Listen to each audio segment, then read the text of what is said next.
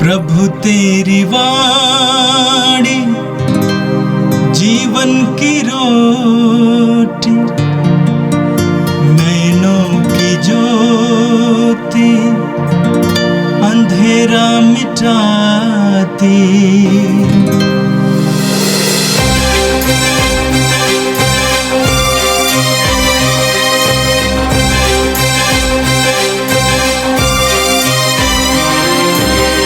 प्रभु तेरी वाणी जीवन की रोटी, नैनों की ज्योति अंधेरा मिटाती। प्रभु तेरी वाणी जीवन की रोटी, नैनों की ज्योति अंधेरा मिटाती। वाणी वाणी वाणी वाणी वाणी पवित्र है, शाश्वत है, जीवन का मन्ना है। 19 अगस्त बृहस्पतिवार। पहला पाठ न्यायकर्ताओं का ग्रंथ, अध्याय 11, पद संख्या 29 से 30 तक। उस समय प्रभु के आत्मा ने इप्ताह को प्रेरित किया। इप्ताह गिलआद और मनस्से को पार कर गिलआद के मिस्पा नामक स्थान पहुंचा और वहां से अम्मोनियों के यहाँ आया। इप्ताह ने यह कहते हुए प्रभु के सामने यह मन्नत मानी, यदि तू अम्मोनियों को मेरे हवाले कर देगा और मैं सकुशल लौटूंगा, तो जो पहला व्यक्ति मेरी अगवानी करने मेरे घर से निकलेगा वह प्रभु का होगा और मैं उसकी होम बलि चढ़ाऊँगा। इप्ताह अम्मोनियों के विरुद्ध युद्ध करने निकला और प्रभु ने उसको उसके हवाले कर दिया। इप्ताह ने अरोयर से मिन्नीत के आसपास तक 20 नगरों को जीता और आबेल करमामिम तक अम्मोनियों को बुरी तरह परास्त कर दिया। इस प्रकार अम्मोनी लोग इस्राएलियों के अधीन हो गए। जब इप्ताह मिस्पा में अपने यहाँ लौटा तो उसकी पुत्री द्वार से निकलकर दफली बजाते और नाचते हुए उसकी अगवानी करने आई। वह उसकी अकेली संतान थी। उसके सिवा इप्ताह के न तो कोई पुत्र था और न कोई पुत्री।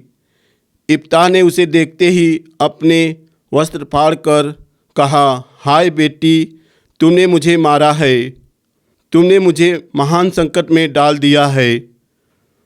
मैं प्रभु को वचन दे चुका हूँ, मैं उसे वापस नहीं ले सकता। उसने उत्तर दिया, पिताजी, आप प्रभु को वचन दे चुके हैं।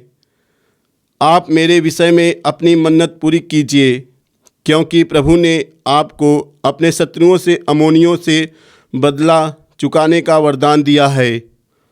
इसके बाद उसने अपने पिता से कहा, एक निवेदन है, मुझे 2 महीने का समय दीजिए, जिससे मैं पहाड़ पर जाकर अपनी सखियों के साथ अपने कुंवारेपन का शोक मनाऊं। उसने उत्तर दिया, जाओ, और उसे 2 महीनों के लिए जाने दिया। वह अपनी सखियों के साथ चली गई और उसने पहाड़ पर अपने कुंवारेपन का शोक मनाया। वह 2 महीने के बाद अपने पिता के यहाँ लौटी और उसने उसके विषय में अपनी मन्नत पूरी कर दी। यह प्रभु की वाणी है। संत मत्ती के अनुसार पवित्र सुसमाचार, अध्याय 22, पद संख्या 1 से 14 तक। यीशु महायाजकों और जनता के नेताओं को फिर दृष्टांत सुनाने लगे। उन्होंने कहा, स्वर्ग का राज्य उस राजा के सदृश है जिसने अपने पुत्र के विवाह में भोज दिया। उसने आमंत्रित लोगों को बुला लाने के लिए अपने सेवकों को भेजा, लेकिन वे आना नहीं चाहते थे। राजा ने फिर दूसरे सेवकों को ये कहकर भेजा, अतिथियों से कह दो, देखिए, मैंने अपने भोज की तैयारी कर ली है। मेरे बैल और मोटे मोटे जानवर मारे जा चुके हैं, सब कुछ तैयार है, विवाह भोज में पधारिए। अतिथियों ने इसकी परवाह नहीं की। कोई अपने खेत की ओर चला गया तो कोई अपना व्यापार देखने। दूसरे अतिथियों ने राजा के सेवकों को पकड़कर उनका अपमान किया और उन्हें मार डाला। राजा को बहुत क्रोध हुआ। उसने अपनी सेना भेजकर उन हत्यारों का सर्वनाश किया और उनका नगर जला दिया। तब राजा ने अपने सेवकों से कहा, विवाह भोज की तैयारियां तो हो चुकी हैं, किंतु अतिथि इसके योग्य नहीं ठहरे, इसलिए चौराहों पर जाओ और जितने भी लोग मिल जाए सबको विवाह भोज में बुला लाओ। सेवक सड़कों पर चले गए और भले बुरे जो भी मिले सबको बटोर कर ले आए और विवाह मंडप अतिथियों से भर गया। राजा अतिथियों को देखने आया तो वहाँ उसकी दृष्टि एक ऐसे मनुष्य पर पड़ी जो विवाह उत्सव के वस्त्र नगीम पहने था। उसने उससे कहा, भाई विवाह उत्सव के वस्त्र पहने बिना तुम यहाँ कैसे आ गए? वो मनुष्य तो चुप रहा। तब राजा ने अपने सेवकों से कहा, इसके हाथ पैर बांधकर इसे बाहर अंधकार में फेंक दो। वहाँ वे लोगों रोएंगे और दांत पीसते रहेंगे, क्योंकि बुलाए हुए तो बहुत हैं पर चुने हुए थोड़े हैं। यह प्रभु का दिव्य सुसमाचार है। क्रिस्त प्रभु की जय। आज के प्रथम पाठ में हमने सुना न्यायकर्ताओं के ग्रंथ से।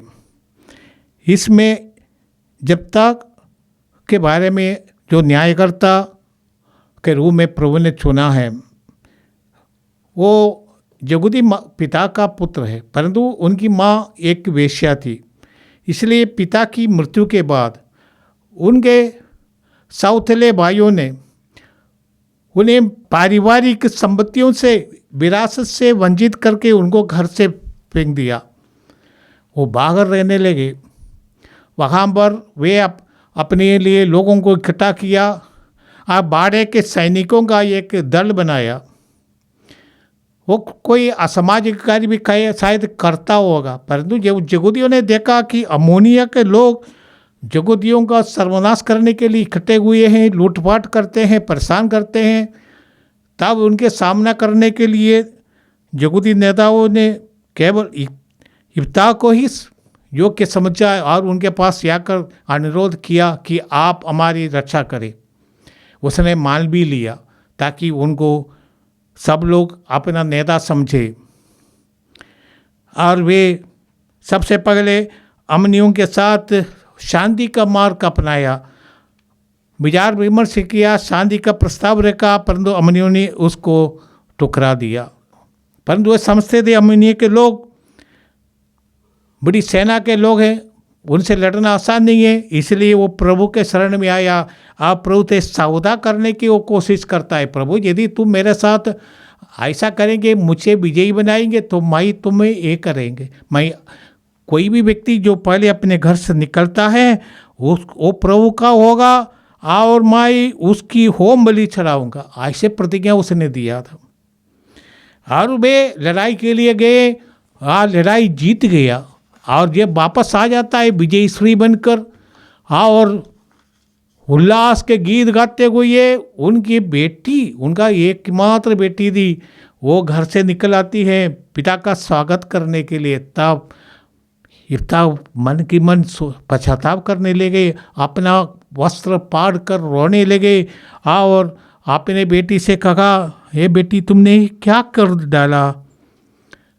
उसने कहा, मैं प्रभु के साथ ये मन्नतें रखी है, प्रभु से प्रतिज्ञा की है कि जो कोई अपने घर से पहले निकलेगा वो प्रभु का होगा और मैं उसको होम बलि के रूप में चढ़ा दूँगा। और बेटी ने प्रभु से, अपने पिता से अनुरोध किया कि वे अपनी कुमारपन का शोक मनाए और अपने साथियों के साथ 2 महीने वो पहाड़ पर गई और इसके बाद पिता के पास आकर का, पिताजी मैं तैयार है, जैसे आप चाहते हैं उसको करो। और धर्म ग्रंथ कहते हैं कि अपनी मन्नतें उसने पूरी कर दी। कुछ लोग कहते हैं कि वो मनुष्य का बलि चढ़ाया, परंतु कुछ लोग कहते हैं ऐसा नहीं होगा, क्योंकि धर्म ग्रंथ में जो लिखा है, जैसे उसने लिखा था कि उसकी प्रतिज्ञा दी कि जो व्यक्ति, पहला व्यक्ति मेरी अगवानी करने के लिए मेरे घर से निकलेगा वो प्रभु का होगा, अथवा मैं उसकी होम बलि चढ़ाऊँगा। कोई जानवर आता है तो उसका होम बलि चढ़ाऊँगा, ऐसा व्याख्यान करते हैं। इससे हमें ये लेसन मिलना चाहिए, हमारे लिए ये जिंदगी का एक लेसन है कि हम सबसे पहले ईश्वर के साथ सौदाबाजी नहीं करना। ईश्वर हमारा पिता है, हमारे जीवन में हमारे एकमात्र लक्ष्य है कि पिता की इच्छा पूरी करें। पिता की इच्छा जो है वो मुझ में पूरी हो, जैसे माँ मरियम ने पिता से कहा था, प्रभु यीशु ने भी यही कहता है कि जो पिता की इच्छा है वो पूरी हो जाए। परंतु जो प्रतिज्ञा हम ईश्वर के साथ करते हैं हमें उसको पूरा करना है, और हमें अब न केवल ईश्वर के साथ प्रतिज्ञा की है, जिसी भाई बहनों के साथ भी हमने जो वचन दिया है उस वचन को हमें पूरा करना प्रतिबद्धता है। दूसरों के साथ और ईश्वर के साथ जो प्रतिज्ञा हमने किया है उसको पूरा करना हमारी जिम्मेदारी है, क्योंकि ईश्वर के साथ जो प्रतिज्ञा हम लेते हैं वो पवित्र हैं, उन्हें पूर्ण करना चाहिए। इसलिए जब हम प्रतिज्ञा लेते हैं हमें सावधान रहना है, हमें कभी किसी प्रकार की बुरी प्रतिज्ञा नहीं करना है। हमारी प्रतिज्ञा से किसी दूसरों को नुकसान पहुंचाता है तो ऐसा प्रतिज्ञा कभी भी नहीं करना। प्रभु यीशु ने कहा तुम्हारा हाँ तो हाँ होना चाहिए, तुम्हारा ना तो ना होना चाहिए। ये नहीं हम मनमानी प्रतिज्ञाएं करें। हमारा ईश्वर दयालु पिता है, वे हमसे चाहता है ईमानदारी का व्यवहार चाहते हैं।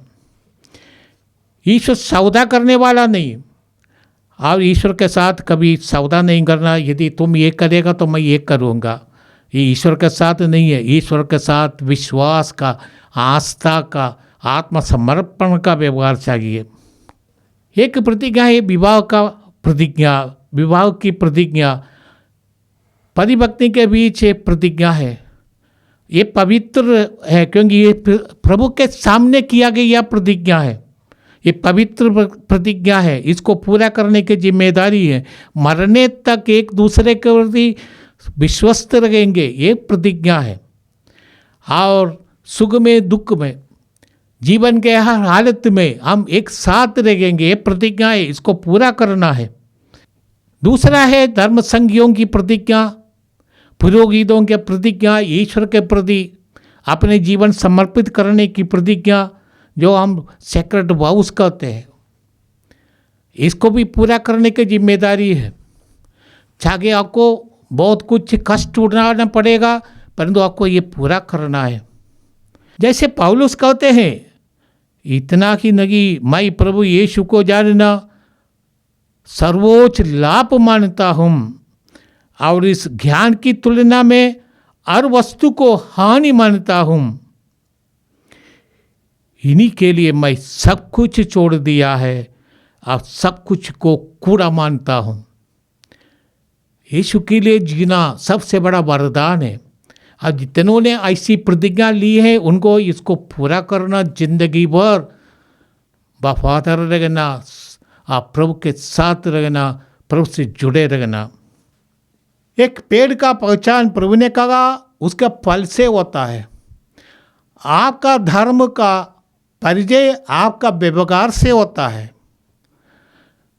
अच्छा व्यवहार अच्छा पेड़ का चिन्ह है। व्यक्ति का व्यवहार उनका अच्छे व्यक्तित्व का चिन्ह है। संत याकूब अपने पत्र में लिखते हैं, याकूब का पत्र अध्याय 2 पद संख्या 14 में लिखते हैं, भाइयों यदि कोई ये कहता है कि मैं विश्वास करता हूँ किंतु उसके अनुसार आचरण नहीं करता, तो उससे क्या लाभ। आप कहते हैं कि आप विश्वासी हैं, परंतु विश्वासी होने का प्रमाण अपने आचरण से आपको देना है। आगे कहते हैं, कर्मों के अभाव में विश्वास पूर्ण रूप से निर्जीव होता है।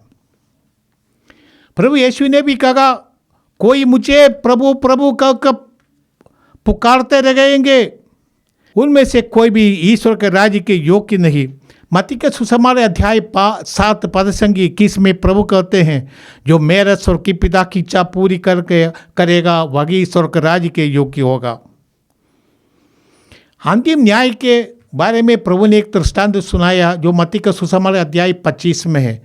उसमें कहते हमारे अच्छे आचरण के प्रति, विशेष करके इन छोटे से छोटे भाइयों के लिए जो कुछ हम करते हैं उसके आधार पर हमारा न्याय होगा।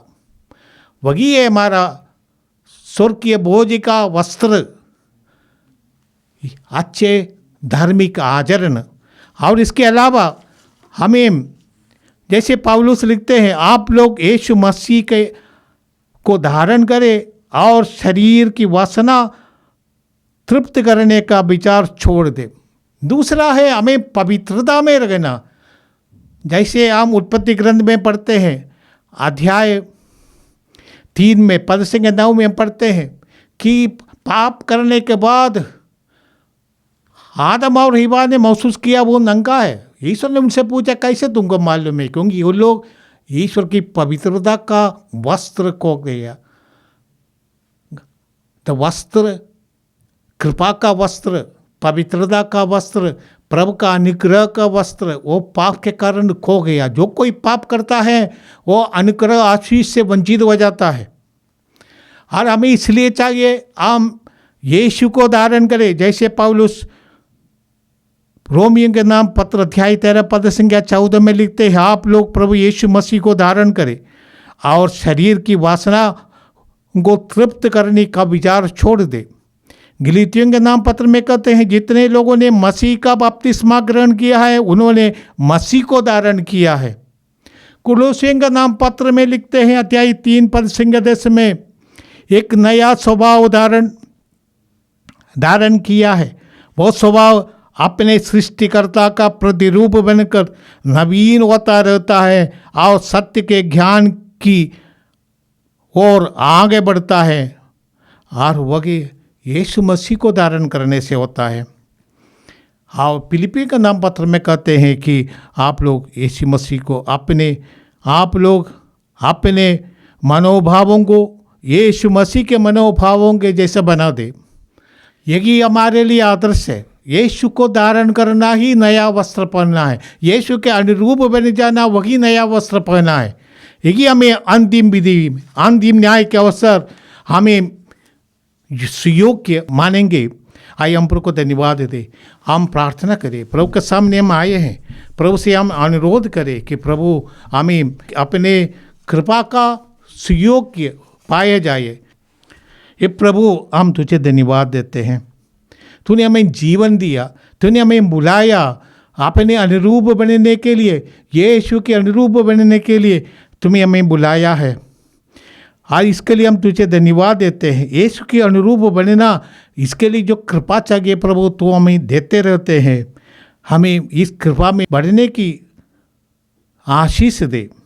ये प्रभु हम जानते हैं कि हमें विवाह उत्सव के योग्य परिधान पहनना है यीशु से मिलने के लिए। वही है तो परिधान, वो धार्मिकता का परिधान, पवित्रता का परिधान, अनुग्रह का परिधान। ये प्रभु हमें पवित्रता और धार्मिकता के परिधान पहने रहने के लिए तूने एक पवित्र कलीसिया में संस्कारों की स्थापना की है। ये संस्कार हमें शुद्ध करते हैं, हमें आगे बढ़ने में हमें मदद करते हैं, हमें सबल बनाते हैं। इस मकान कृपा के लिए हम धन्यवाद देते हैं। ये प्रभु पवित्र वचनों के द्वारा हमें तू अनुदिन परिवर्तित करते हैं। इस पवित्र वचन को आत्मसात करने के लिए तू हमें कृपा दे। ये प्रार्थना हम करते हैं हमारे प्रभु क्रिस्त के द्वारा, आमीन। प्रभु तेरी वाणी जीवन की रोटी, नैनों की ज्योति अंधेरा मिटाती। वाणी वाणी वाणी वाणी वाणी।